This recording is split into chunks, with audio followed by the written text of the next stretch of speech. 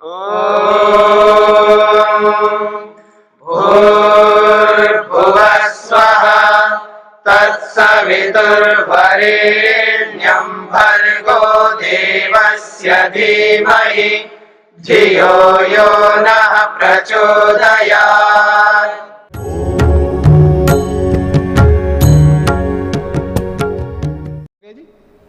अब देखिए इससे आपको क्या समझ में आया। वहां कुछ और मुक्ति की परिभाषा की, यहाँ कुछ मुक्ति की और परिभाषा की है। हम उस परिभाषा को माने, इस परिभाषा को माने, कोई आपको संशय हो तो आपको संशय करने की कोई आवश्यकता नहीं है। आप उसको भी मानो, इसको भी मानो, किसी एक को मान करके तो मेहनत तो करो। अब इसमें क्यों पढ़ते हो कि वो माने ये माने? आपको जो मन में लगता है उसको मान करके करो ना, मेहनत पुरुषार्थ करो। हम एक ही परिभाषा नहीं दे सकते आपको, हम एक ही परिभाषा नहीं दे सकते आपको। क्यों? क्योंकि दुनिया में अलग अलग आदमी होता है, हर आदमी के लिए अलग अलग हम दे सकते हैं।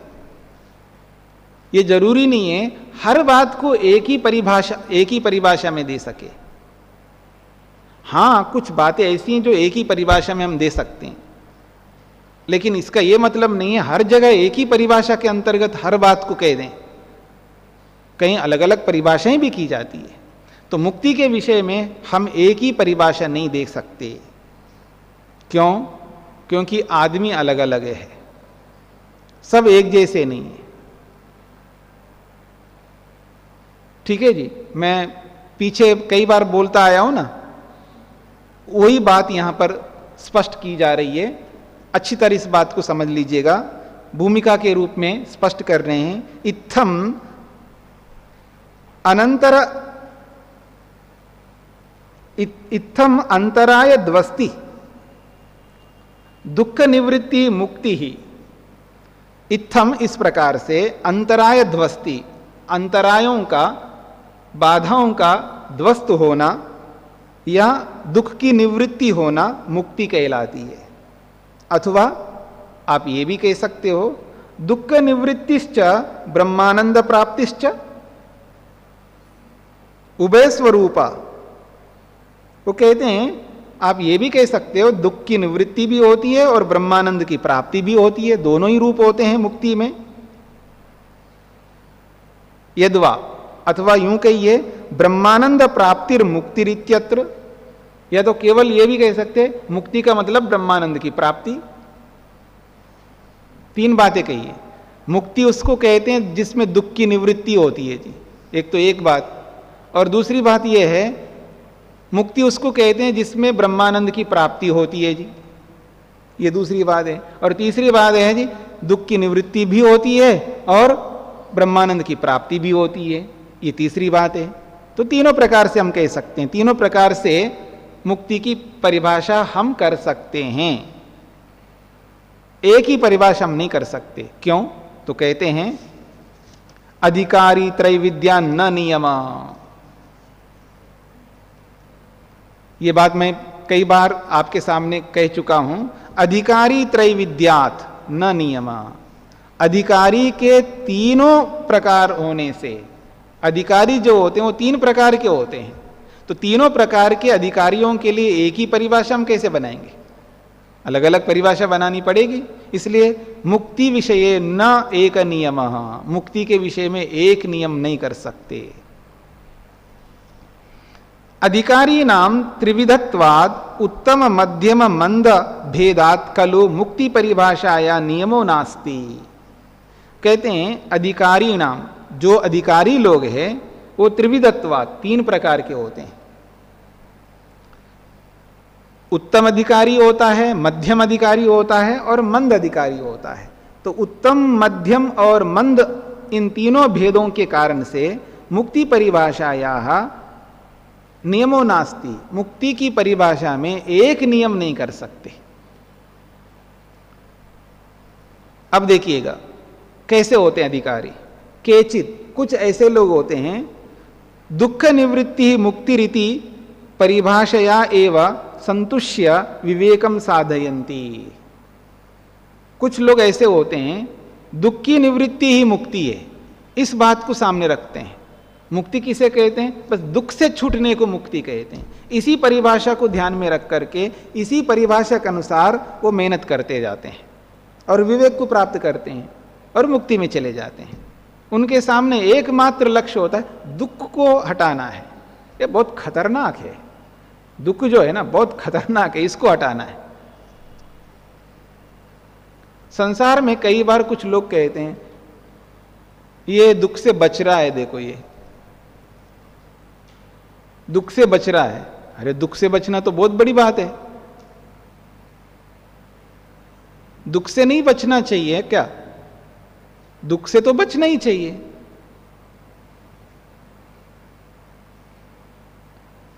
कोई कहे जी मैं ऐसा करूंगा तो बहुत दुख मिलेगा जी, मेरे को करना नहीं है, तो अच्छी बात है, लेकिन कुछ तो करोगे ना, उसको करोगे जिसमें सुख मिलेगा। ऐसा तो है ही नहीं कि ये तो नहीं करोगे और वो भी नहीं करोगे, निठल्ला तो नहीं रह सकते हो। उद्यम तो करना ही पड़ेगा, मेहनत पुरुषार्थ तो करना पड़ेगा।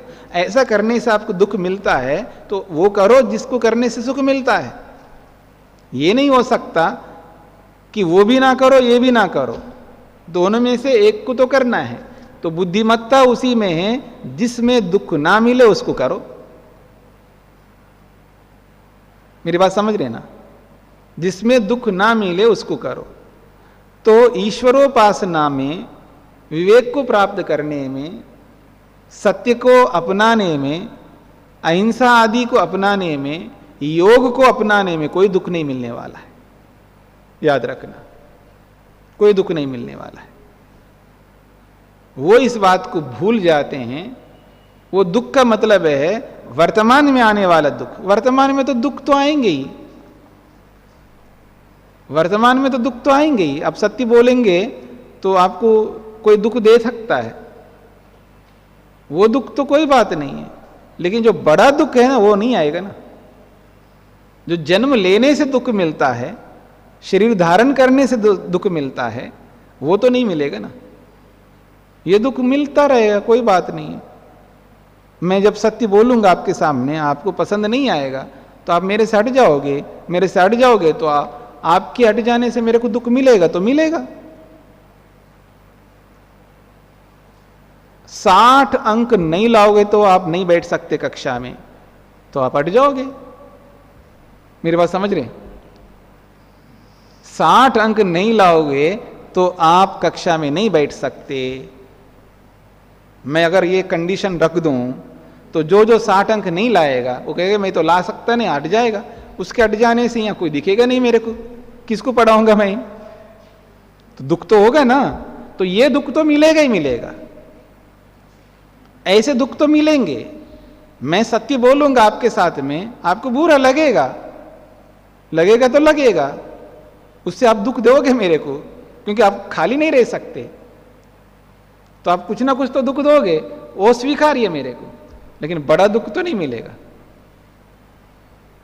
एक आदमी के द्वारा दिए जाने वाले दुख को स्वीकार करना है या ईश्वर के द्वारा दिए गए दुख को स्वीकार करना है, ये देख लो आप। आदमी के द्वारा कोई दुख दिया जाए तो मेरे को मंजूर है जी, पर ईश्वर के द्वारा दुख दिया जाए ना वो मंजूर नहीं है। आदमी आप क्या दे सकते हो? कुछ नहीं दे सकते हो। आप अधिक से अधिक मेरे शरीर को, इस शरीर को दुख दे सकते हो बस, पर भगवान नहीं छोड़ सकता। इस शरीर को तो दुख देगा ही देगा, न जाने कितने शरीरों को दुख देगा वो। आप मेरे को कुत्ता नहीं बना सकते, गधा नहीं बना सकते, सुअर नहीं बना सकते, हाँ? आपके बस की बात नहीं है, लेकिन ईश्वर की बस की बात है। मेरे को कुत्ता बनाएगा, गधा बनाएगा, मैं नहीं बनना चाहता। ईश्वर के दुख को मैं नहीं भोगना चाहता हूं, आपके दुख को तो भोग लूंगा, कोई बात नहीं, ये तो मिलेगा ही मिलेगा। मेरी बात समझ रहे हैं आप लोग? कौन सा दुख ज्यादा है? ईश्वर का दुख ज्यादा है, आदमी का दुख ज्यादा है? आप फांसी दे दोगे मेरे को अधिक से अधिक, एक बार लटक जाऊंगा तो दुख मिलेगा, लेकिन जो भगवान देता है ना दुख मेरे को बार बार बार बार बार बार, और एक दिन के लिए नहीं देता है, जीवन भर के लिए देता है और योनि भर योनि के लिए देता है, इतना भयंकर दुख मैं क्यों भोगना चाहूंगा? तो ईश्वरीय दुख से बचना बुद्धिमत्ता है, और मनुष्य के द्वारा दिए गए दुख को स्वीकार करना अच्छी बात है, वो भी बुद्धिमत्ता है। और हम क्या करते हैं, मनुष्य के दुख से बचना चाहते हैं और ईश्वरीय दुख से युक्त होना चाहते हैं, वो बुद्धिमत्ता नहीं है। तो इसलिए कोई आदमी मेरे को गाली देता है तो देने दो, कोई बात नहीं, उसे कोई फर्क नहीं पड़ता। पर ईश्वर तो कम से कम ना देना गाली। ईश्वर क्या देता है पता है ना, हंती हंती यो हसद वदंतम, छोड़ूंगा नहीं मैं उसको, हाँ छोड़ूंगा बिल्कुल नहीं, मार डालूंगा उसको। ये तो केवल मुंह से गाली दे दे, वो तो मारता है, हाँ याद रखना। ये तो गाली दे दी, कोई बात नहीं है, एक बार नहीं दिन भर दे दे भाई, मैं दे दूं क्या आपको, देते रहे ना बैठ करके सुबह से लेकर रात तक। थक जाएंगे तो पानी भी रख देंगे, खाना पीना भी दे देंगे, देते रहे ना जितना देना है। अब वो तो गाली दोगे, भगवान तो मार डालता है। वो कहता है जायस्व म्रियस्व न संसारम अतिवर्तते, जा मर, डूब मर। समझ रहे मेरी बात को? ऋषि लोग जो गाली देते हैं ना, भगवान जो देते हैं ना, उसको बर्दाश्त नहीं कर सकता आदमी। आदमी लोग जो देते हैं ना, वो कुछ नहीं दे सकते जितना ऋषि लोग देते हैं, जितना ईश्वर देता है दुख।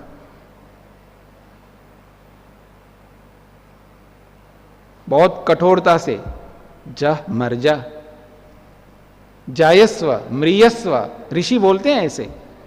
जब नहीं मानते हैं ना, नियमों को नहीं मानते, सत्य को नहीं मानते, नियम पर नहीं चलते, तो ऐसा कहते हैं ऋषि लोग। और भगवान तो पूछो मत, भयंकर है, उसका नाम ही भयंकर, भीम है वो छोड़ता किसी को नहीं।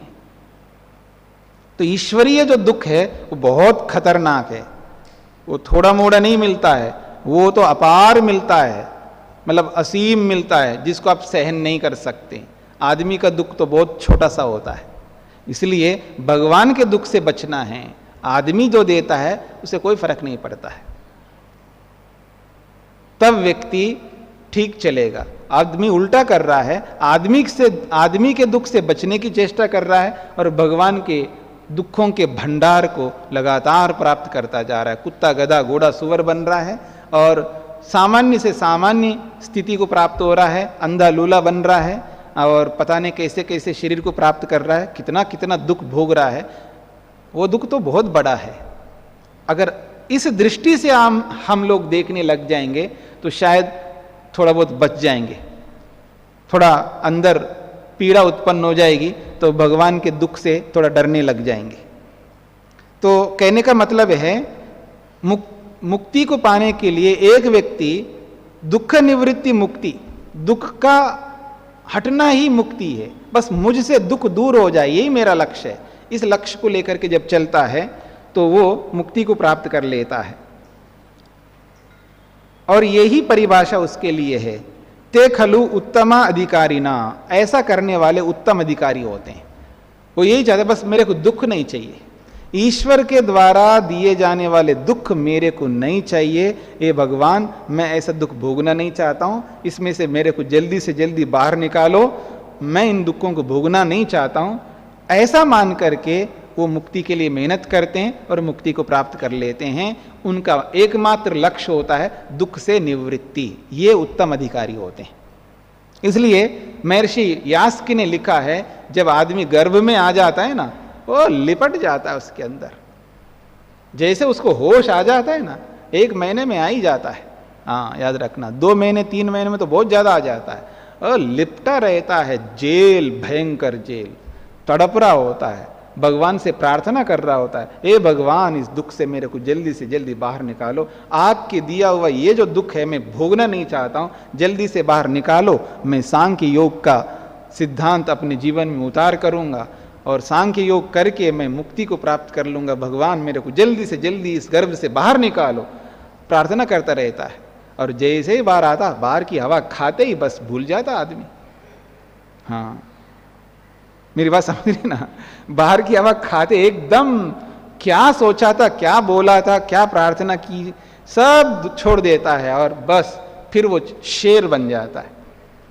फिर परवाह ही नहीं करता भगवान का। हाँ भगवान का बिल्कुल परवाह ही नहीं करता आदमी। इसलिए भयंकर दुख को भोगता है। यह उत्तम अधिकारी है, केवल दुख की निवृत्ति के लिए मेहनत करता है। आगे बात चलिएगा। केचना दुख निवृत्तिश्च आनंद प्राप्तिश्च मुक्ति इति परिभाषया विवेकम आरंभन्ते। केचना कुछ ऐसे भी व्यक्ति होते हैं, दुख निवृत्तिश्च ब्रह्मानंद प्राप्तिश्च, वो दुख को भी दूर करना चाहते हैं, साथ में सुख को भी प्राप्त करना चाहते हैं। उनकी दृष्टि दोनों ओर होती है। हम जैसे लोग होते होंगे, दोनों हाथों में लड्डू चाहते हैं, ठीक है ना। भाई दुख तो हट जाए, सुख मिलेगा नहीं मिलेगा, ठीक है ना। हाँ जी, शिविर में आए, गद्दा मिलेगा नहीं मिलेगा, ठीक है जी। हाँ, एसी कमरा मिलेगा नहीं मिलेगा, कूलर मिलेगा नहीं मिलेगा, कमरा मिलेगा नहीं मिलेगा, पंखा मिलेगा नहीं मिलेगा। मेरी बात समझ रहे ना। आदमी दोनों चाहता है। हम जैसे लोग होते हैं जो इधर दुख को भी हटाना चाहते, उधर सुख को भी प्राप्त करना चाहते। तो कह रहे हैं केचना, कुछ ऐसे लोग होते हैं, दुख निवृत्तिश्च, दुख की निवृत्ति चाहते हैं, ब्रह्मानंद प्राप्तिश्च, ब्रह्मानंद को भी प्राप्त करना चाहते हैं। इसी परिभाषा को मान करके विवेकम आरंभन्ते, और विवेक को पाने के लिए मेहनत करते हैं, पुरुषार्थ करते हैं। वो कैसे होते हैं? ते मध्यमा अधिकारिणः, वो मध्यम अधिकारी होते हैं, सो होते हैं वो लोग। फिर भी ठीक है, याद रखना। हाँ, मध्यम अधिकारी बनना भी बहुत अच्छी बात है। फिर कहते अथ केचित्तु, और कुछ ऐसे लोग होते हैं, ब्रह्मानंद प्राप्ति मुक्ति इत्येव मनसि निधाय विवेकाय यत्नशीला भवन्ति। कुछ ऐसे लोग होते हैं, उनकी दृष्टि केवल सुख पर रहती है, उनकी दृष्टि केवल सुख पर। मुक्ति में जाना है, चलोगे, वहां खुशी मिलेगी, आनंद मिलेगा तो चलेगा आदमी, ठीक है जी। और उसको ये कहो जी नहीं मिलेगा ये सब, तो नहीं चलेगा। इसलिए आदमी क्या चाहता है? उसको सुख चाहिए। मैं मुक्ति में क्यों जाऊंगा जी? न तो वहां टीवी मिलता है, ठीक है ना, ना वहाँ गाड़ी मिलती है, ना कोई वहाँ एसी मिलता है, ना वो ये मिलता है, ना वो मिलता है। इतने इतने बड़े बड़े सुख है, ऐश्वर्य है दुनिया में, ये सब छूट जाएंगे। ये सुखों को छोड़ करके मैं क्यों जाऊं मुक्ति में? अगर बोलो कि वहाँ ये इससे भी बढ़िया मिलते हो तो बोलो, मैं आ जाऊंगा। तो कोई कोई ऐसा आदमी भी होता है, वो आनंद को ही ध्यान में रख करके मुक्ति के लिए मेहनत करता है, वो भी एक अधिकारी होता है। तो कहते हैं वो मंद अधिकारी ना, वो मंद अधिकारी होते हैं। मंद का मतलब है निचले अधिकारी होते हैं। ये कोई घाटे का सौदा नहीं, याद रखना। ये भी अगर रख करके हम चले तो भी बहुत बड़ी बात है। आप तीनों में से किसी एक को रख लो, कोई दिक्कत नहीं है, पर रखो तो सही। अगर इन तीनों में नहीं आएंगे तो फिर हम आदमी क्या हुए? या तो उत्तम अधिकारी बनो, नहीं बन सकते तो मध्यम अधिकारी बनो, मध्यम अधिकारी नहीं बन सकते तो मंद अधिकारी, निम्न अधिकारी बनो, और निम्न अधिकारी भी नहीं बन सकते हो तो फिर हम आदमी क्या हुए? कुछ तो बनना पड़ेगा ना हमको, क्यों जी? कुछ तो बनना पड़ेगा ना। तो ये बात है। तो सूत्रार्थ लिखिएगा।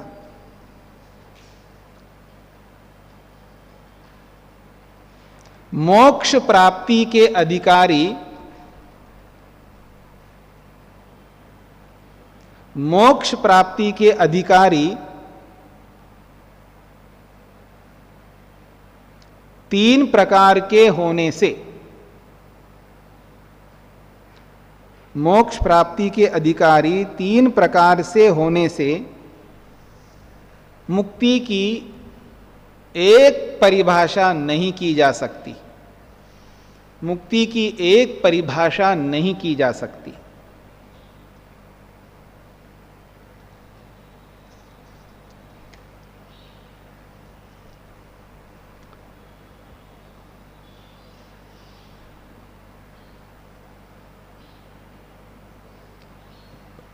हाँ जी, एक बात कही जा रही है, तत्र ब्रह्मानंद प्राप्तिर मुक्ति इति मंतव्यम कथनम च। जो तीसरी बात जो थी मंद अधिकारी की, ब्रह्मानंद की प्राप्ति, मोक्ष में ईश्वरीय आनंद की प्राप्ति होती है, ये जो मत है, ऐसा जो कथन है, ये क्यों किया जाता है? तो कहते हैं दार्ढ्यार्थम उत्तरेशम, दार्ढ्यार्थम उत्तरेशम। उत्तरेशम का मतलब मंद अधिकारियों के लिए ये बहुत जरूरी है। उनके दिमाग में ये दृढ़ता उत्पन्न करनी है ताकि ये मुक्ति के लिए मेहनत करे, नहीं तो नहीं करेगा आदमी।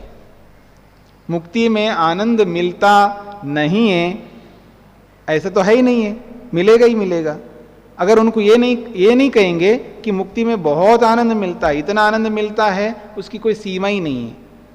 कभी मुक्ति के आनंद की क्वालिटी के बारे में विचार किया आपने? कैसा आनंद होता होगा? क्यों जी?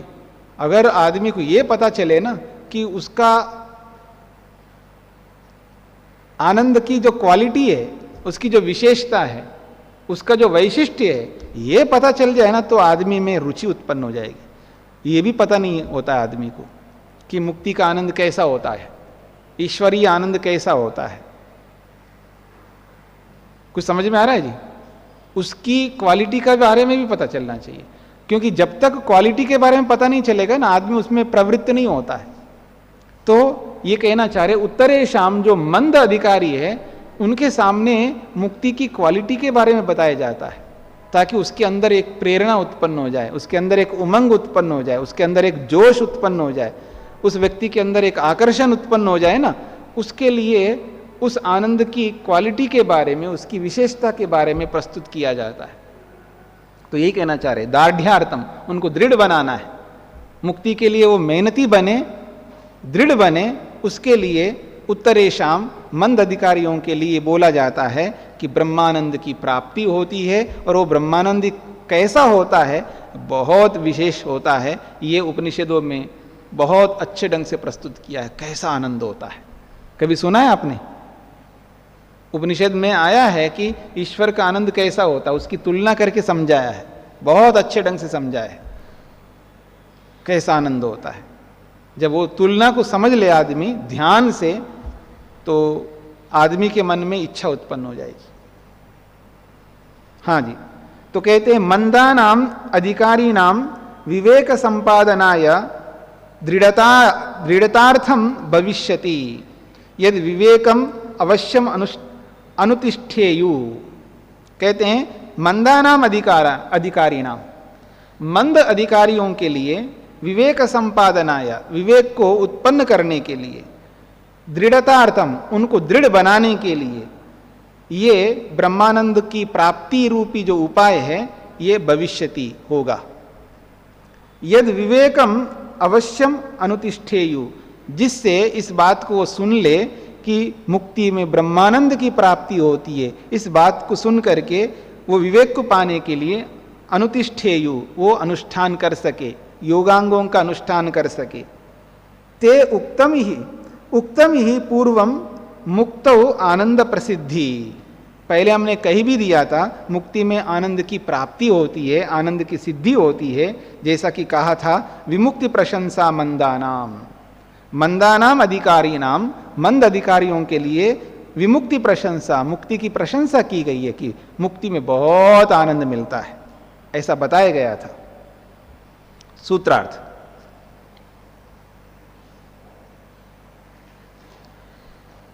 मंद अधिकारियों के लिए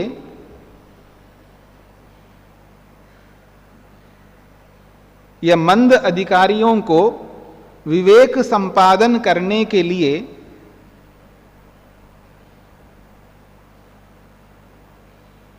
मंद अधिकारियों को विवेक संपादन करने के लिए, उन्हें दृढ़ बनाने के लिए